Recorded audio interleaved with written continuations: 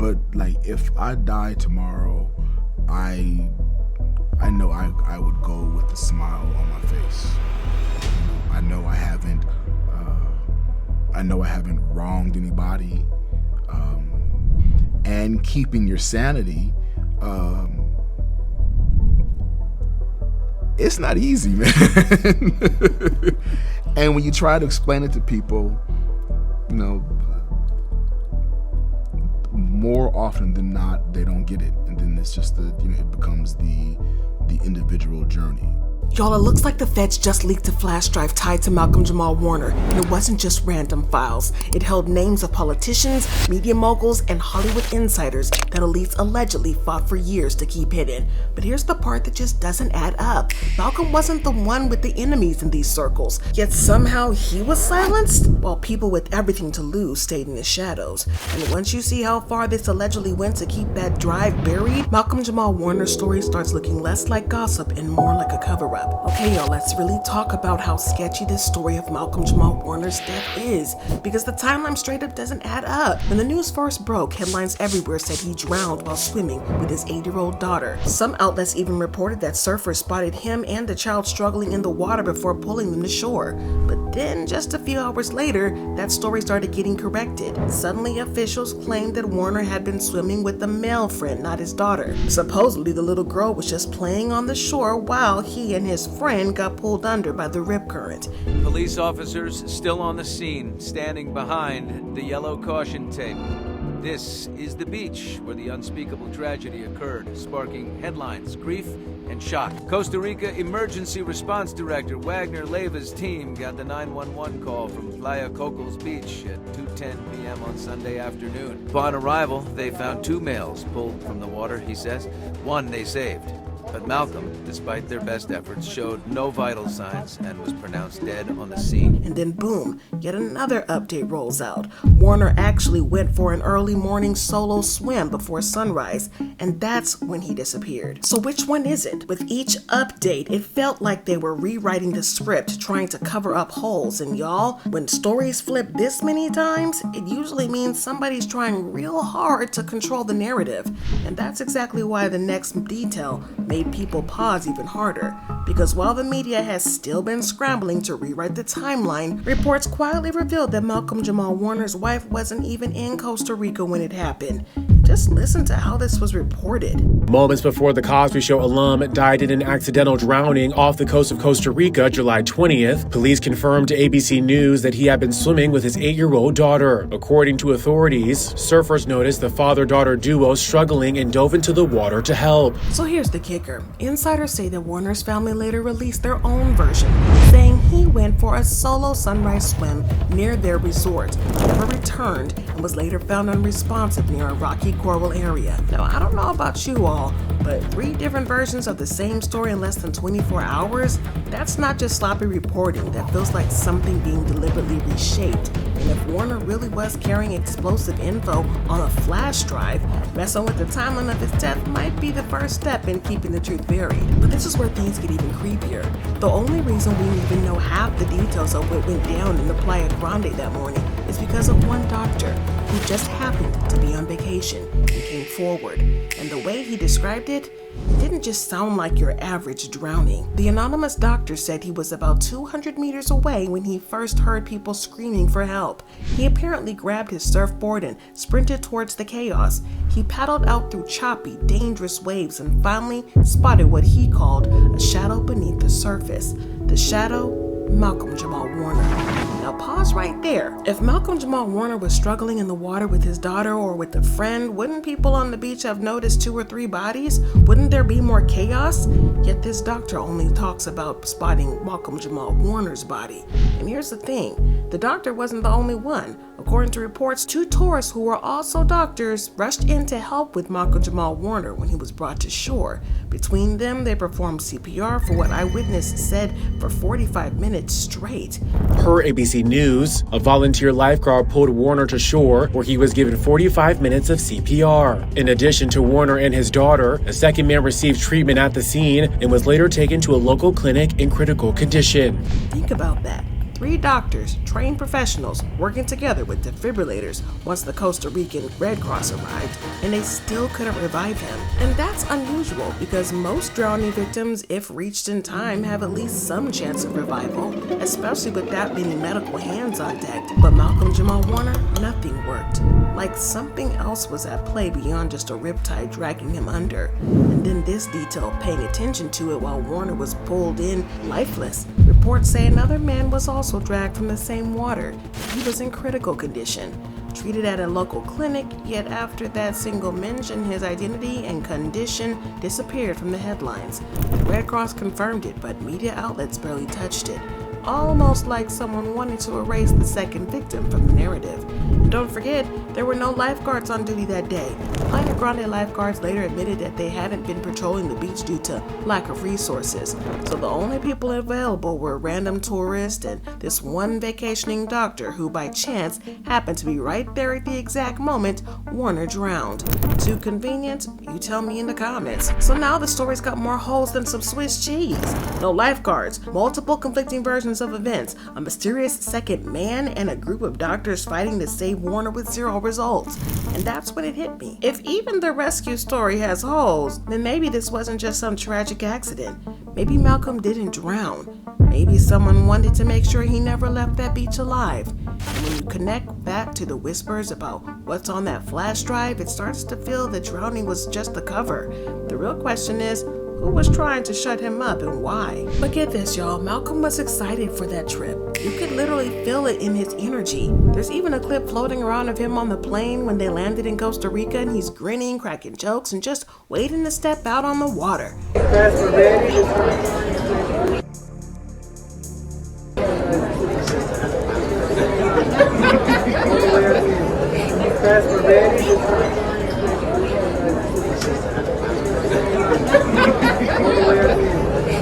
That's not somebody who's stressed or planning something dark.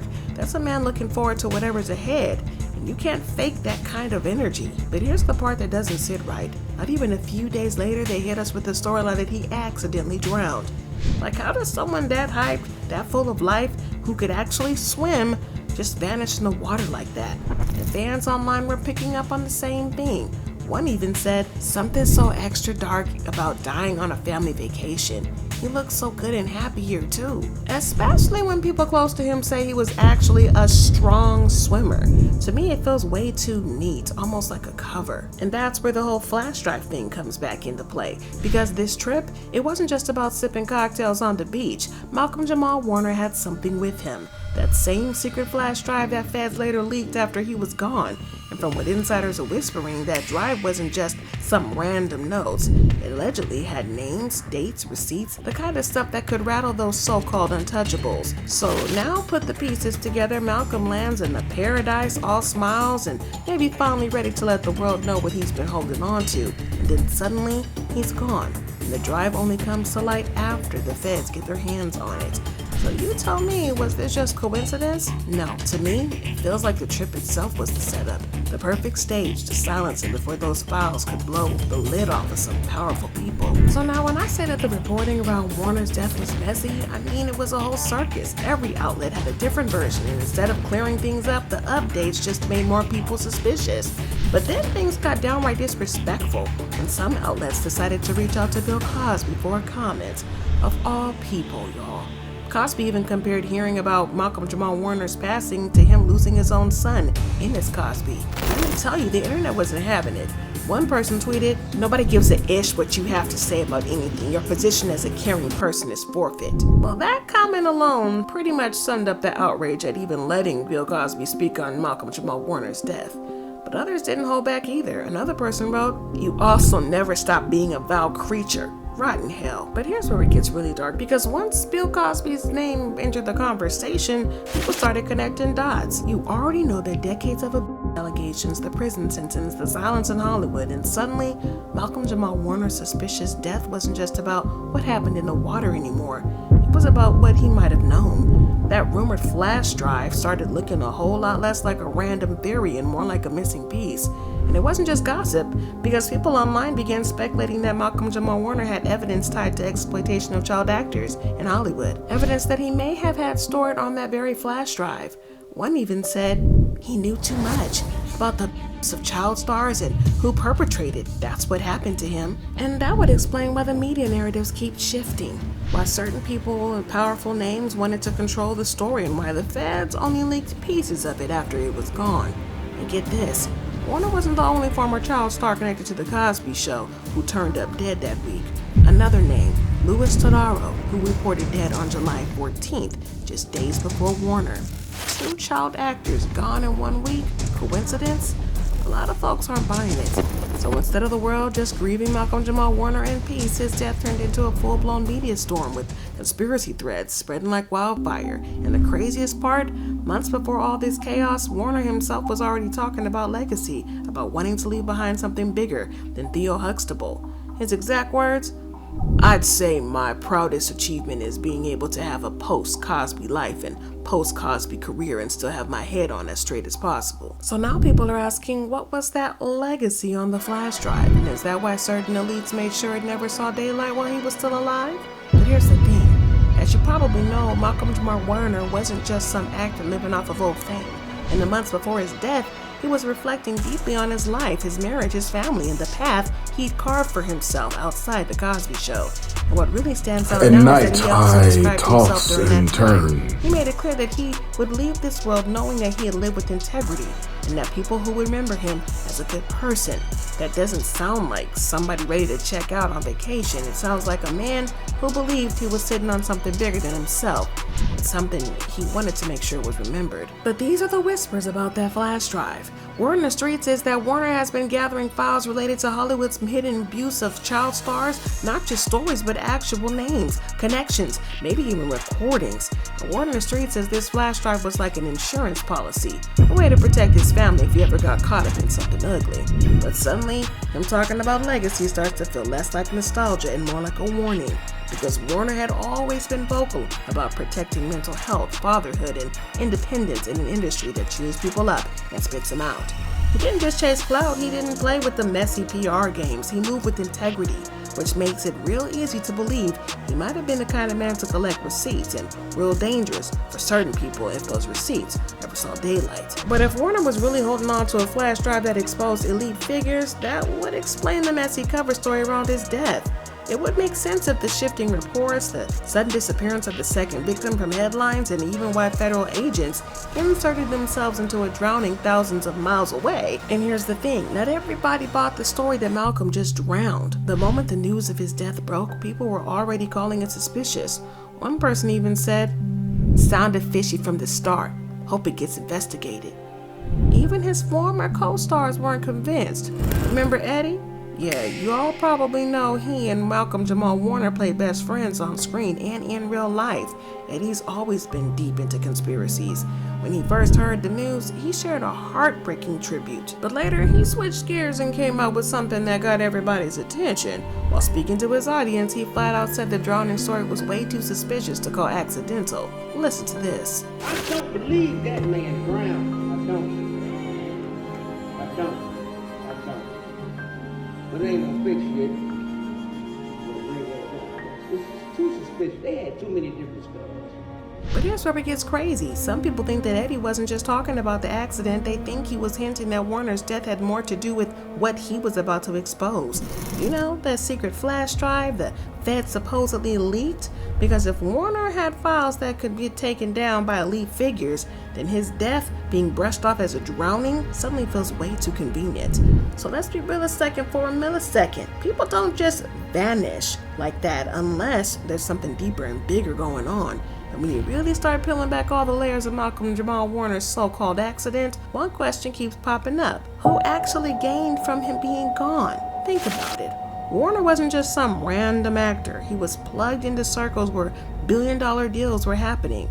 Their reputations were built on silence, and where the wrong secret getting out could ruin entire legacies. What really shook people wasn't just that Warner had a flash drive, it was the kind of leverage it presented. So if Malcolm Jamal Warner was really preparing to come forward with what he knew, or if he'd even hinted the wrong person that he was holding on to evidence, then his death suddenly doesn't look like an accident. It looks like a cleanup job. And here's the part that really gives you chills. Right after his passing, our insiders say that certain people in the industry got real quiet.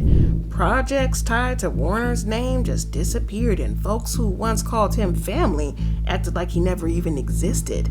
That silence, that's fear. So again, who really benefited from this? The elites who got to keep their names out of the headlines, the powerful figures who didn't want their secrets exposed, and maybe even the same ones who the feds are now trying to corner, using Warner's lost flash drive as leverage.